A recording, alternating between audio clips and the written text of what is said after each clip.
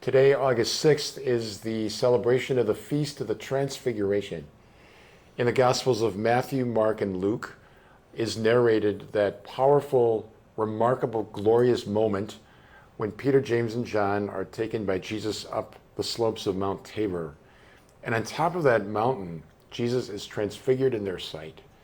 So for a few brief moments, they see him in all of his resurrected glory. His face becomes dazzlingly brilliant with white, and his clothes as white as snow. In that moment, they have a foreshadowing, a prefigurement of the glory of Jesus in the power of his resurrection and his triumph over sin and death.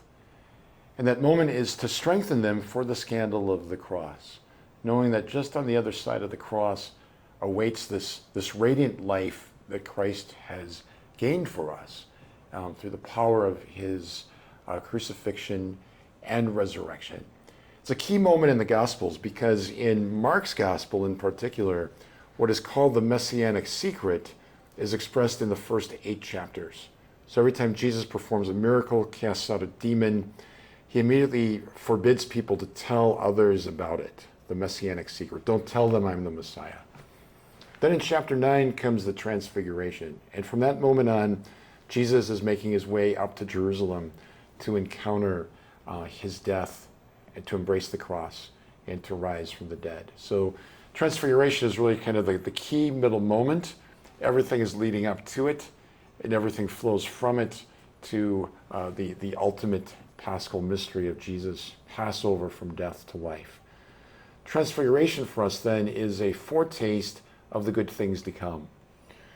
That we, in this life, if we are faithful to the Lord, if we truly live and practice our Catholic faith, if we acknowledge the Lord as Messiah and we put our faith in him, the Lord will save us from sin and lead us into that ultimate glory of heaven where we too will be transfigured.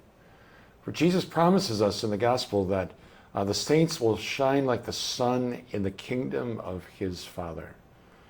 Very tellingly, there's no transfiguration scene in John's gospel. So in John's gospel, that moment of glory is when Jesus is lifted up on the cross. And that's profound for us because no one would look at this crucified, bloody figure on the cross and say that's glorious. And yet on the cross, Jesus was never more free, more efficacious, more salvific in his seeming failure, defeat, death, lie the seeds of our salvation and forgiveness.